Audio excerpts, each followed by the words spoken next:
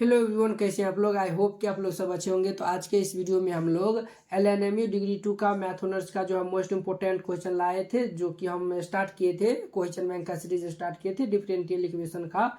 तो उसमें जो है मैंने 3rd नंबर क्वेश्चन तक कंप्लीट सोल्यूशन करवा दिए थे।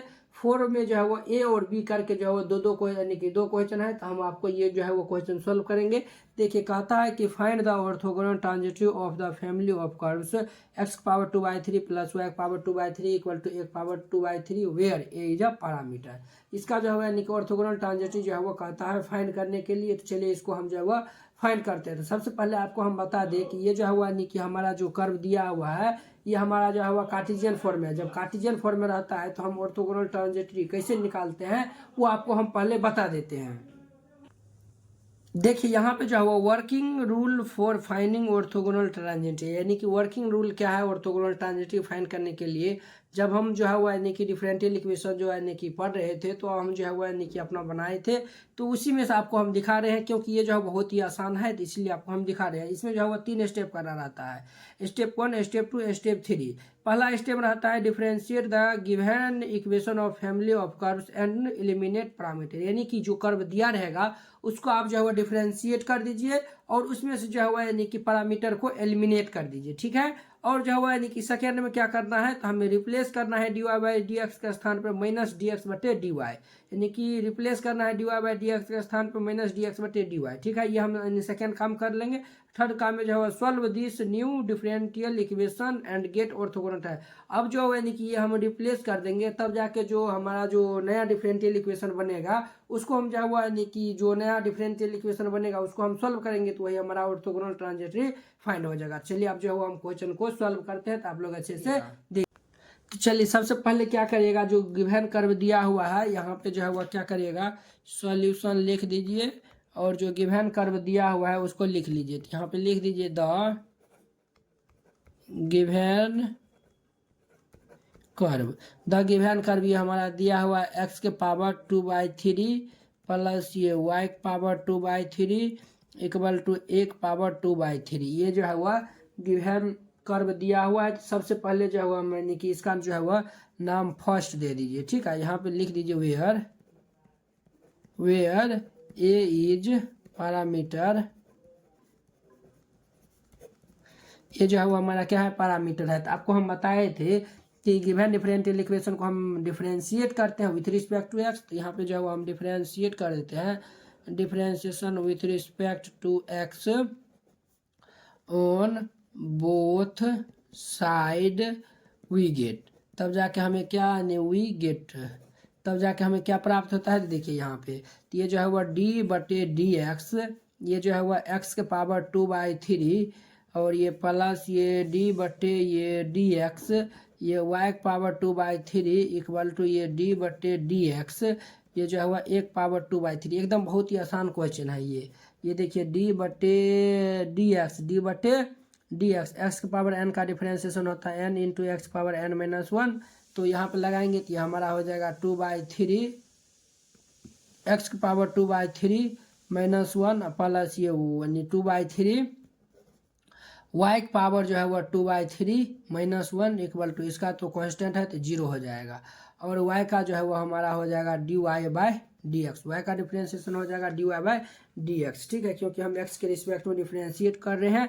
अब देखिए ये जो है हमारा 2/3, ये भाई साहब घट जाएगा, तो ये हमारा घट जाएगा 2/3 में जो है वो 1 को हम घटाएंगे तो ये हमारा -1/3 प्लस ये 2/3 y के पावर जो है वो -1/3 और ये dy/dx इक्वल टू 0।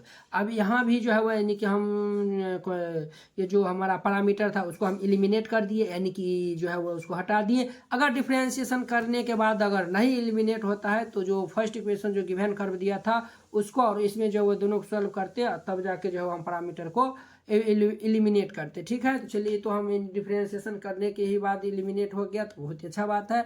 अब देखिए यहाँ जो हुआ क्या होगा, तो यहाँ जो हुआ यानी कि x पावर -1/3 को हम लिख सकते हैं ये 2/3, इसको हम लिख सकते हैं कि जो है वो 1 ये x के पावर 1/3 प्लस ये 2/3, इसको हम लिख सकते हैं 1 ये y के पावर 1/3 और ये dy/dx इक्वल टू 0। ये भाई साहब को उस साइड भेज देते हैं, तो उस साइड हम भेज देंगे।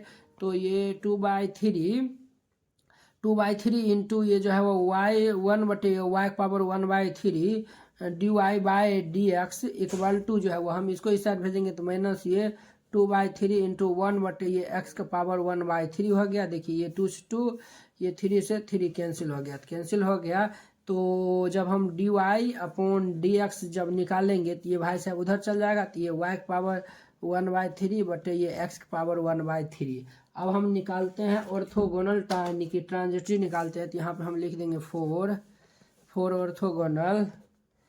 Orthogonal transitive. तो हम ये निकाल लेते हैं, यानी कि उसके निकालने के लिए हम क्या करते हैं, put dy/dx equal to minus dx/dy करते हैं, ठीक है। तो जब ये हम करेंगे तो ये हमारा क्या हो जाएगा, तो माइनस ये dx/dy इक्वल टू ये y⁻1/3 बटे ये x⁻1/3। अब देखिए ये जो है वो इसको हम उस साइड भेज देते हैं, तो ये y⁻1/3 dy इक्वल टू ये माइनस x⁻1/3 dx, ये इतना हो गया। अब जो है वो हम क्या कर देते हैं, इंटीग्रेशन कर देते हैं, तो यहाँ पे हम लिख देंगे integrating both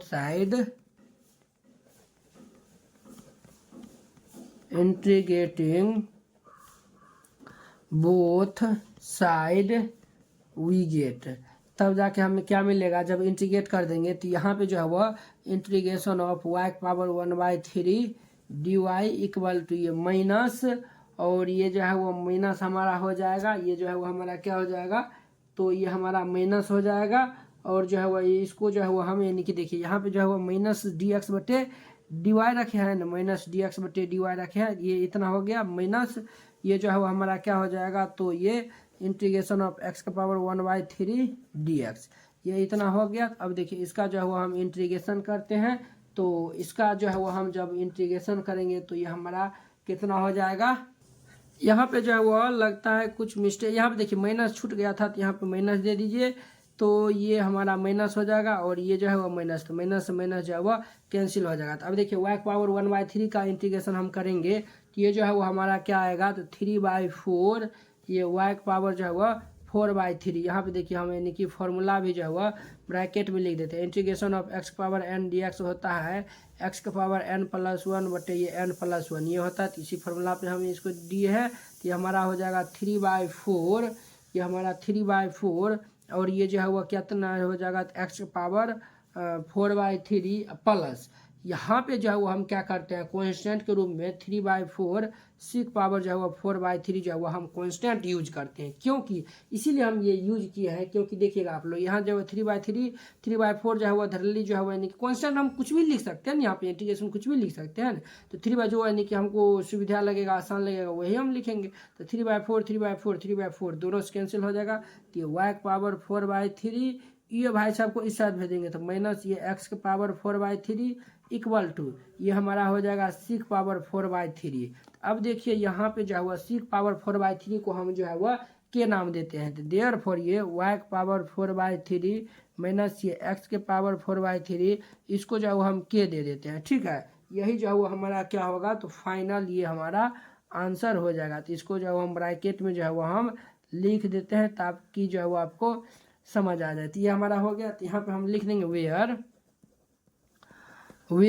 k equal to 6⁻4/3। ये क्वेश्चन बहुत ही आसान है, तो आप अगर नहीं समझे होंगे तो एक बार और वीडियो को देख लीजिएगा, ये बहुत ही आसान है। तो आपको 3 स्टेप बताए थे, फर्स्ट में क्या करना है, तो डिफरेंशिएट करना है विथ रिस्पेक्ट टू x, और सेकेंड में क्या करना है, और डिफरेंशिएट करके एलिमिनेट करके हमारा जो पैरामीटर रहेगा उसको एलिमिनेट कर देंगे। सेकेंड में जो ही यानी कि पैरामीटर एलिमिनेट हो गया, तो सेकेंड में जो हम क्या करेंगे, dy/dx का स्थान पर माइनस dx/dy रख देंगे, और थर्ड में जो गिवन डिफरेंशियल इक्वेशन जो उससे हमें मिलेगा उसको हम सॉल्व कर देंगे, तो हमारा फाइनल जो है वह आंसर फाइंड हो जाएगा ऑर्थोगोनल ट्रांजिटिव। चलिए अब हम नेक्स्ट वीडियो में मिलते हैं इसके जो है वह 4 का सेकेंड नंबर क्वेश्चन के साथ। अगर यह वीडियो आप लोग को अच्छा लगा होगा तो लाइक, कमेंट एंड अपने दोस्तों के बीच शेयर कीजिएगा। अगर आप चैनल पर नए आए हुए तो चैनल को सब्सक्राइब कर लीजिए। तो चलिए अब हम नेक्स्ट वीडियो में मिलते हैं। जय हिंद।